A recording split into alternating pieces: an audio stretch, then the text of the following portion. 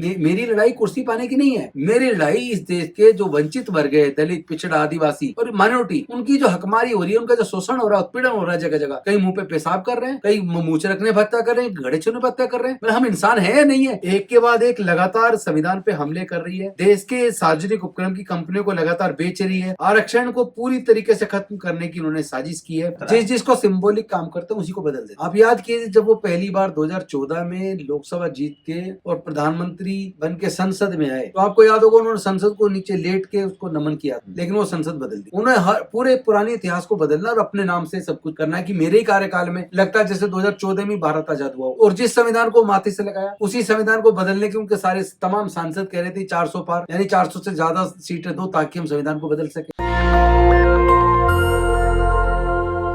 नमस्कार, मैं शंभू कुमार सिंह और आप देख रहे हैं नेशनल दस्तक। मेरे साथ खास मेहमान है, किसी परिचय के मोहताज नहीं है, राजेंद्र पाल गौतम, दिल्ली के पूर्व मंत्री और बिहार जा रहे हैं। देश भर में लगातार बहुजन समाज को जागरूक कर रहे हैं, मिशन जय भीम चला रहे हैं और अब बिहार में कांग्रेस इन्होंने ज्वाइन कर लिया है बाकायदा। और राहुल गांधी का एक बड़ा कार्यक्रम होने जा रहा है बिहार में 18 जनवरी को, जिसका नाम है संविधान सुरक्षा सम्मेलन। क्या रूपरेखा है सर कार्यक्रम की? बेसिकली हमने जिस तरह देखा पिछले कुछ वर्षों में, जब से भारतीय जनता पार्टी सत्ता में आई है, एक के बाद एक लगातार संविधान पे हमले कर रही है, देश के सार्वजनिक उपक्रम की कंपनियों को लगातार बेच रही है, ठेकेदारी प्रथा को काफी बढ़ा दिया, लेटरल एंट्री लाके आरक्षण को पूरी तरीके से खत्म करने की उन्होंने साजिश की है। ऐसे में जब 2025 आने वाला था तो आरएसएस के भी 100 साल होने वाले थे और इनका एजेंडा भी था कि जब आरएसएस के 100 साल होंगे तो वो हिंदू राष्ट्र बनाएंगे भारत को और डॉक्टर बाबा साहेब अम्बेडकर के संविधान को बदल के मनुस्मृति पर आधारित सामाजिक व्यवस्था को फिर से कायम करेंगे। तो उसके खिलाफ एक मुहिम हम सब लोगों ने, तमाम सामाजिक संगठनों ने मिलकर चलाई और उस मुहिम में बाद में नेतृत्व राहुल गांधी जी ने भी दिया और एक संविधान के प्रति लोगों को जागरूक करने के लिए संविधान सम्मान सम्मेलन करना शुरू किया, जिसमें पहला संविधान सम्मान सम्मेलन लखनऊ के अंदर हुआ, दूसरा पंचकुला हरियाणा के अंदर हुआ, तीसरा प्रयागराज के अंदर हुआ और चौथा कोल्हापुर के अंदर हुआ, पांचवा रांची के अंदर हुआ, छठा नागपुर के अंदर हुआ और अब 7वां सम्मेलन बिहार की राजधानी पटना यानी मगध साम्राज्य की राजधानी पाटलिपुत्र, एक ऐतिहासिक नगरी, वहां पटना में होने वाला है आने वाली 18 तारीख को श्री कृष्ण ऑडिटोरियम के अंदर। और इसके माध्यम से संविधान को किस तरह सुरक्षित किया जाए, उस संविधान को जिसमें liberty, equality, fraternity and justice है, जिसमें सभी लोगों को साथ लेकर आगे बढ़ने की भावना है। और अगर ये संविधान खत्म हो गया और मनुस्मृति वाली व्यवस्था वापस आई तो हम समझ सकते हैं SC, ST, OBC माइनॉरिटी का क्या हाल होगा। इसीलिए हम पूरे देश में जाकर लोगों को जोड़ने का काम कर रहे हैं। और अच्छी बात यह है कि राहुल गांधी एक न्याय योद्धा के तौर पर खुद आगे बढ़ के इस पताका को लेकर चल रहे हैं। निश्चित तौर पर हम सामाजिक न्याय की लड़ाई को आगे बढ़ाएंगे और देश के संविधान को सुरक्षित और संरक्षित करेंगे। तो क्या लग रहा है कि संविधान सचमुच आप लोग को लगता है खतरे में? प्रधानमंत्री जो भी इस देश के हैं वो कह रहे हैं कि संविधान की वजह से मैं हूं, राष्ट्रपति ट्राइबल समाज से हैं।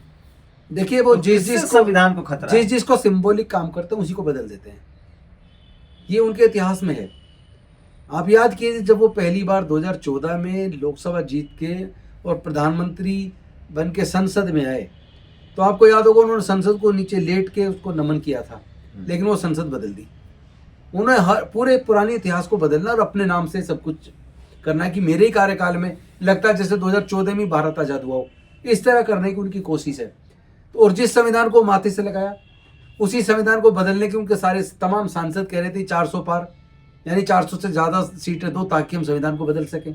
तो ये ऐसे हवा में नहीं है, ये भावना उनके अंदर। 400 आ जाती तो बदल जाता संविधान। देखिए, जिस तरह की सोच वो लेके चल रहे हैं वो कुछ भी कर सकते हैं। वैसे तो काफी हद तक वो डाइल्यूट कर चुके हैं कॉन्स्टिट्यूशन को।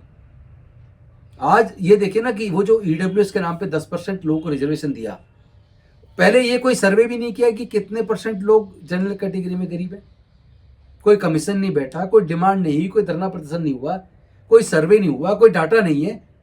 और बिना किसी डाटा के, बिना किसी सर्वे के, बिना कोई कमीशन अपॉइंट हुए, बिना किसी डिमांड के 4 दिन के अंदर उन्होंने EWS को रिजर्वेशन संविधान के खिलाफ जाके दे दिया।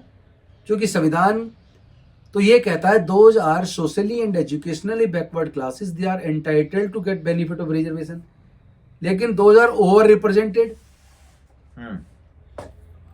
एजुकेटेड। तो वो तो कह रहे हैं 60 साल तक कांग्रेस ने संविधान की धज्जियां उड़ाई, नरेंद्र मोदी तो वही काम सब कर रहे हैं ना जो कांग्रेस कर रही थी। देखिए जितने अफर्मेटिव एक्शन देश में हुए, जितने नवरत्न कंपनियां बनी या पब्लिक सेक्टर जो बना, अंडरटेकिंग्स बनी, वो सारी ही तो कांग्रेस के टाइम पे तो बनी। शुरुआत में बनी, बाद में प्राइवेटाइजेशन तो कांग्रेस ने शुरू लेकिन किया। देखिए आप पूरा डाटा ले लीजिए कि किसने बेचा है, पता लग जाएगा सारा कौन बेच के गया है। तो डाटा अवेलेबल है तो भारत सरकार के, संविधान किसकी सरकार को में? आरएसएस से खतरा है कि बीजेपी से खतरा है? बीजेपी आरएसएस सिनोनिमस है, कोई अलग नहीं है। आरएसएस की ही पॉलिटिकल विंग है। आरएसएस बीजेपी तो कहती है कि मैं एक सामाजिक संगठन हूँ, सामाजिक संगठन है, तो फिर बाकी पार्टियों से के लिए तो उसके कार्यकर्ता काम नहीं करते, वो तो बीजेपी के लिए काम करते हैं, सबको दुनिया को पता है। अगर वो सामाजिक संगठन है तो बीजेपी के लिए काम क्यों कर रहा है? वो अपना समाज का काम करे ना, वो तो राजनीति के लिए काम कर रहा है। बीजेपी को सत्ता में लाने के लिए सारे कार्यकर्ता लगे रहते हैं। तो आम आदमी पार्टी के लिए भी काम करती है, आप पहले उस पार्टी में थे। आम आदमी पार्टी के लिए तो कोई काम नहीं कर रहा, आरएसएस कांग्रेस के लिए तो काम नहीं कर रहे, वो बीएसपी के लिए तो काम नहीं कर रहे, वो सपा के लिए तो काम नहीं कर रहे, वो आरएसएस के लोग केवल और केवल बीजेपी के लिए काम करते हैं, क्योंकि बीजेपी आरएसएस की पॉलिटिकल विंग है। तो ये जो संविधान सुरक्षा सम्मेलन आप लोग नाम दे रहे हैं, ऐसा लग रहा है जैसे संविधान बदल जाएगा, किसी से खतरा है।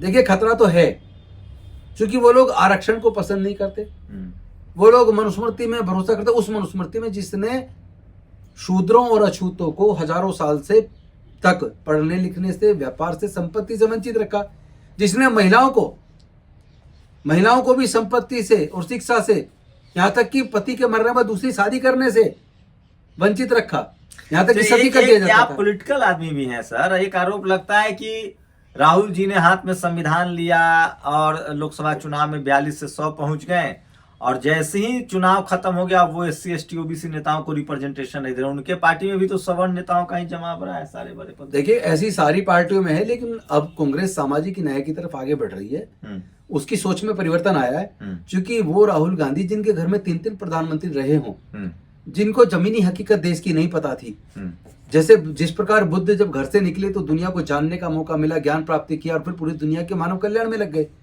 तो राहुल गांधी ने जब भारत जोड़ो यात्रा की, 4000 किलोमीटर से ज्यादा पदयात्रा की, मजदूरों से मिले, किसानों से मिले, कारपेंटर से मिले, कुली से मिले, मेसन से मिले, सब तरह के सभी वर्गों के लोगों से मिले, मैकेनिक से मिले, और उनके दुख दर्द को जाना कि इनका दुख दर्द क्या। तो उन्हें लगा कि यार इतने लंबी सत्ता में इन लोग कैसे में क्या आया।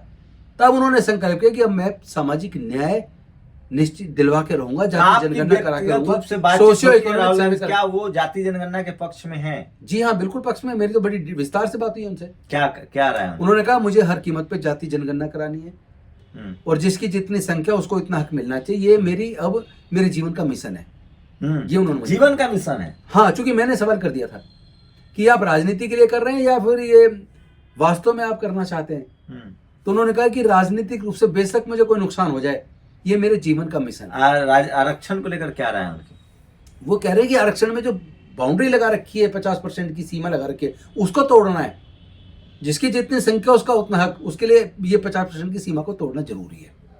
और उसने कहा मैं तोड़ूंगा, हम तोड़ेंगे इसको। जी, इस लड़ाई को आगे बढ़ाएंगे, बिल्कुल बढ़ाएंगे। बिहार को लेकर बिहार सोशल जस्टिस, देखिए राहुल गांधी पहले नेता है जिन्होंने विपक्ष के नेता होने के नाते भी और पूरे चलती संसद के बीच सबको कहा कि ये लड़ाई संविधान और मनुस्मृति के बीच है, वरना कहां इतनी हिम्मत करता था, कौन बोलता था पहले? तो मनुस्मृति कहां लागू है? देखिए अंदर आचरण में तो मनुस्मृति ही लागू है, ये तो सच्चाई है। कुछ हद तक जो छोड़ा बहुत हमारे जीवन में विकास आया वो बाबा साहब के संविधान से आया। बाबा साहब की 22 प्रतिज्ञाएं ली, आपको इस्तीफा दिलवा दिया गया, आपने पार्टी भी छोड़ी, आप पर बहुजन समाज के लोग भरोसा करते हैं। आप श्योर कर रहे हैं कि राहुल गांधी का नेतृत्व बहुजनों के लिए सही रहेगा? आप ये भरोसा दे रहे हैं? आप मैं बहुत विश्वास के साथ कह सकता हूँ, उनके साथ 2 बार लंबी चर्चा के बाद और अनेकों मंचों पर उनके साथ मंच शेयर करने के बाद जो मैं उनको अध्ययन कर पाया, मैं उसके आधार पे कह रहा हूँ। उसका एक कारण भी है, क्योंकि वो जिस परिवार में पैदा हुए उसमें अलग अलग जाति धर्म के लोग पहले से शामिल हैं उनके परिवार में। हाँ, अगर वो केवल प्योर ब्राह्मण परिवार में पैदा हुए होते तो शायद उनकी सोच ये मानवतावादी ना बनती। अब भरोसा है आप लोगों को? निश्चित तौर पर है, सामाजिक न्याय होगा। मतलब इस देश का लीडर ऑफ अपोजिशन चाहता है कि सोशल जस्टिस इंप्लीमेंट हो, नौकरियां हो, आरक्षण हो, जाति जनगणना हो। जी हाँ, ये बड़ी बात कह रहे हैं आप। जी हाँ, मैं जो कह रहा हूँ आपके अब तक कैमरे पे बोल रहा हूँ। लीडरशिप से लोगों को धोखा ही मिला है। देखिए, धोखा तो बार बार मिला है और हमारे समाज ने तो हजारों साल से धोखा खाया है और हमने हमेशा भरोसा किया और लोगों को ताकत दी। लेकिन इस बार जब आपने और लोगों के कहने से कि तो एक बार हमारी बात का भी भरोसा कर लो, क्योंकि हमने इतना लंबा करते हैं क्योंकि आपने अपनी कुर्बानी दी है। हमने इतना लंबा डिस्कशन करने के बाद ये प्राप्त किया। अदरवाइज हमें तो राज्यसभा ऑफर हुई थी, राज्यपाल ऑफर हुआ था, हमने इनकार कर दिया। हमें तो ये भी कहा कि अपनी पार्टी बना लो, सारी व्यवस्था हम करेंगे। लेकिन मुझे लगा कि मेरी लड़ाई कुर्सी पाने की नहीं है, मेरी लड़ाई इस देश के जो वंचित वर्ग है, दलित, पिछड़ा, आदिवासी और माइनॉरिटी, उनकी जो हकमारी हो रही है, उनका जो शोषण हो रहा है, उत्पीड़न हो रहा है जगह जगह। कहीं मुंह पे पेशाब कर रहे हैं, कहीं मुंह रखने पर हत्या कर रहे हैं, घड़े छूने पर हत्या कर रहे हैं। मतलब हम इंसान है या नहीं है? तो सोचिए, राहुल गांधी ने मोर्चा खोल दिया है और तमाम SC ST OBC के लीडरशिप जो हार्डकोर अम्बेडकराइट है, जो सोशल जस्टिस के पक्षधर हैं, उनको भी एकजुट कर रहे हैं और साथ ही ऐसे युवाओं को भी ढूंढ ढूंढ कर इसी सामाजिक, ये जो संविधान सुरक्षा सम्मेलन या संविधान बचाओ रैली है, इसके माध्यम से राहुल गांधी की नजर देश के उन बहुजन युवाओं पर है जो अपने अपने इलाके में सोशल जस्टिस की लड़ाई बिना संसाधन के, बिना किसी पॉलिटिकल लीडरशिप के अपने दम पर लड़ रहे हैं। उनको एक मंच देने की भी कोशिश है। आप खुद रहेंगे पटना? जी हाँ, मैं खुद रहूंगा। तो आप लोग भी चाहें तो पटना में शामिल हो सकते हैं। 18 जनवरी को कृष्ण मेमोरियल हॉल में राहुल गांधी का संविधान सुरक्षा सम्मेलन होने जा रहा है, जिसमें दिल्ली के पूर्व मंत्री और सोशल जस्टिस के मुद्दों पर बाबा साहब की 22 प्रतिज्ञाओं के नाम पर जिनसे इस्तीफा ले लिया गया, राजेंद्र पाल गौतम भी मौजूद रहेंगे। शुक्रिया सर, हमें समय देने के लिए, बातचीत करने के लिए। पूरी बातचीत पर आप अपनी राय जरूर आप लोग दें। शंभू कुमार सिंह, नेशनल दस्तक, दिल्ली। नेशनल दस्तक की आपसे गुजारिश है कि अगर इसको बचाना चाहते हैं तो नेशनल दस्तक को सब्सक्राइब करने के लिए रेड कलर के सब्सक्राइब बटन को दबाएं, फिर बेल आइकन की घंटी दबाएं। नेशनल दस्तक को बचाने के लिए बहुत जरूरी है कि हर खबर को शेयर करें, लाइक करें, कमेंट जरूर करें।